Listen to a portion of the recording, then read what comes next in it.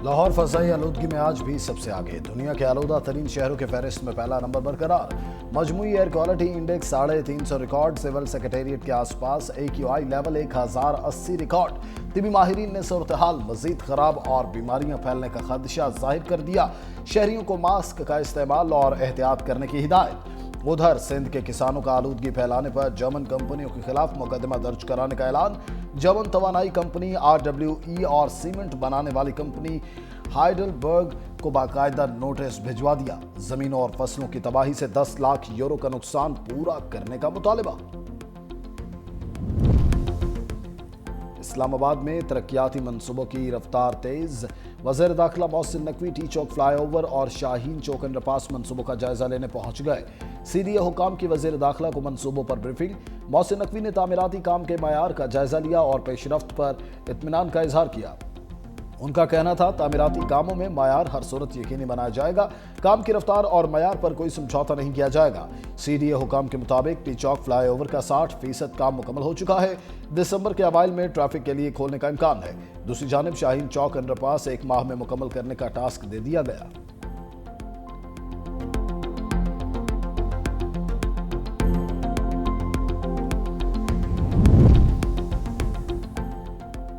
Punjab bar council के इंतखाबात के लिए वोटिंग सुबह भर में जारी। लाहौर हाई कोर्ट में गैर मुतल्लिका अफराद का दाखिला बंद कर दिया गया। वुकला को शनाख्ती कार्ड दिखाने पर दाखिले की इजाज़त।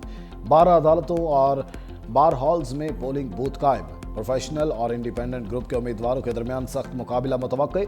सूबे भर के 1,32,300 वुकला आज वोट डालेंगे। पंजाब बार की 75 नशिस्तों पर 331 उम्मीदवार मैदान में हैं। पोलिंग शाम 5 बजे तक जारी रहेगी। नताइज का ऐलान 17 नवंबर को किया जाएगा। और शाह महमूद कुरैशी से साबिक PTI रहनुमाओं की लाहौर में मुलाकात। फवाद चौधरी, इमरान इस्माइल और महमूद मौलवी ने मुलाकात की। PKLI में होने वाली मुलाकात में सियासी सूरत हाल पर ब्रीफिंग। शाह महमूद कुरैशी पित्ते में पथरी के मर्ज के बायस PKLI में ज़ेर इलाज हैं। लाहौर शाह महमूद कुरैशी की सहाफ़ियों से गैर रस्मी गुफ्तगू। कहा, अल्लाह जानता है बेगुनाह कैद हूँ, वही बाहर निकलने का सबब बनाएगा। मुल्क की सलामती के लिए दुआ गो हूँ। ज़राए के मुताबिक PTI रहनुमा महमूद रशीद भी जिना हस्पताल मुंतकिल। उमर सरफराज चीमा पहले ही हस्पताल में ज़ेर इलाज हैं। रिश्वत लेने के मुकदमे में NCCI के अफसरान का मजीद 3 दिन का जिस्मानी रिमांड मंजूर। अदालत ने मुल्जिमान को FIA की तवील में दे दिया। अदालत ने एडिशनल डायरेक्टर सरफराज चौधरी समेत दीगर तमाम मुल्जिमान का जिस्मानी रिमांड मंजूर कर लिया। जुडिशल मजिस्ट्रेट ने महफूज फैसला सुना दिया। मुल्जिमान को 3 नवंबर को दोबारा पेश करने का हुक्म।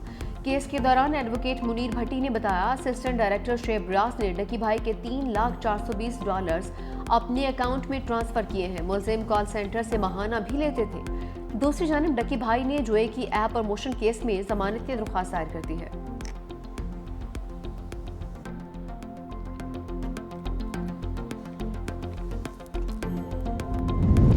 जिसकी मलकियत उसी का कब्जा। वज़ीर आला पंजाब मरियम नवाज ने कब्जा माफिया का बाब हमेशा के लिए बंद कर दिया। पंजाब में शहरियों की मलकियती हकूक़ के तहफ़्फ़ुज़ के लिए ऑर्डिनेंस नाफिज, डिस्प्यूट रेजोल्यूशन कमेटियाँ कायम। हर कब्जा केस का फैसला 90 दिन में होगा।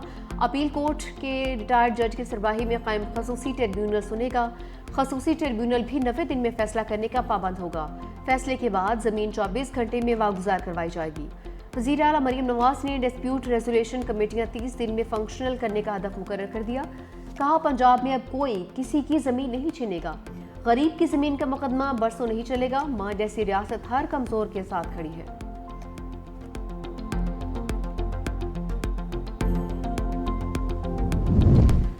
सिंध हुकूमत का गंदम में खुद किफालत का मिशन। वज़ीर आला सिंध की सरबराही में गंदम के आबादगारों के सपोर्ट प्रोग्राम से मुतालिक इजलास। वज़ीर आला मुराद अली शाह की छोटे काश्तकारों को फौरी माली इमदाद की रकम मुंतकिल करने की हिदायत। कहा, सिंध में इस साल 22 लाख एकड़ पर गंदम काश्त की जाएगी। सिंध बैंक के पास 4 लाख हारी कार्ड आ गए हैं। गंदम की पैदावार बढ़ाने के लिए 55 अरब का पैकेज मंजूर किया। 4,12,000 छोटे काश्तकारों को यूरिया और DAP खाद फराहम की जा रही है।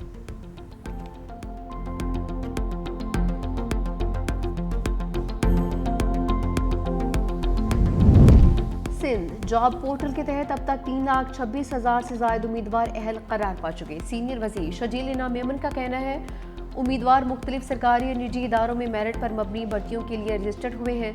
पोर्टल में ग्रेड 5 से 15 तक की सरकारी आसामियों, टेक्निकल और नॉन टेक्निकल मुलाजमतों के अलावा निजी शोबे के मौके भी शामिल हैं। पूरे निज़ाम की निगरानी शफाफ अंदाज में की जा रही है। तमाम रिकॉर्ड ऑडिट के काबिल है और हर भर्ती का अमल डिजिटल ट्रेस के तहत महफूज रहता है। शजील मीमन ने कहा कि सिंध हुकूमत ने मेरिट, शफाफियत और नौजवानों के रोशन मुस्तकबिल पर कोई समझौता किया है, न ही करेगी। कराची में ट्रैफिक कवानीन की खिलाफ वर्जियों के खिलाफ जदीद ई चालान निज़ाम में तेज़ी। सिर्फ 4 दिन के दौरान शहरियों को 18,733 इलेक्ट्रॉनिक चालान जारी किए गए, जिनकी मजमूई मालियत 10 करोड़ रुपए से ज़ायद है। नए निज़ाम के तहत 24 घंटों में मजीद 5,791 ई चालान किए गए हैं। सबसे ज़्यादा 3,540 चालान सीट बेल्ट ना पहनने पर किए गए। 1,555 मोटरसाइकिल सवारों को हेलमेट ना पहनने पर जुर्माने आयद किए गए।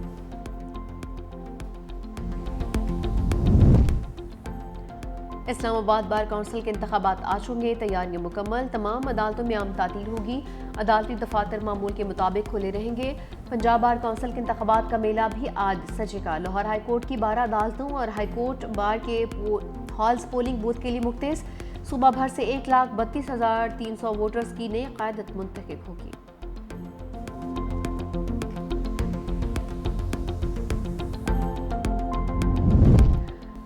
भारत से आने वाली आलूदा हवाओं ने स्मोक की शिद्दत में इजाफा कर दिया। लाहौर दुनिया के आलूदा तरीन शहरों की फहरिस्त में आज भी पहले नंबर पर। फ़ज़ा में आलूदगी खतरनाक हद तक बढ़ गई। औसत एयर क्वालिटी इंडेक्स 443 तक पहुंच गया। फैसलाबाद, कसूर, गुजरांवाला और मुल्तान में भी स्मोक का राज। तिबी माहिरीन का शहरियों को बिला ज़रूरत घरों से ना निकलने का मशवरा, मास्क इस्तेमाल करने की हिदायत भी की।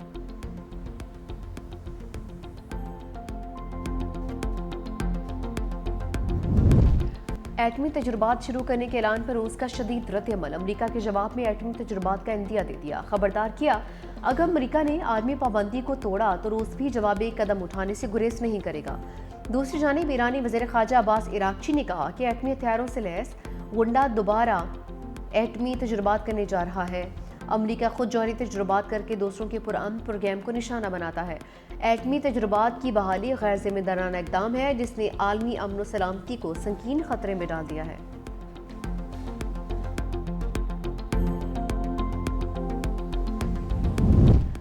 बरतानिया के बादशाह चार्ल्स ने अपने भाई से प्रिंस का लक़ब वापस ले लिया। शहजादा एंड्रयू को शाही रिहाइशगाह खाली करने का हुक्म भी दे दिया। बकिंगम पैलेस के एलामिया में कहा गया कि प्रिंस एंड्रयू को अब एंड्रयू माउंटबेटन विंडसर के नाम से जाना जाएगा।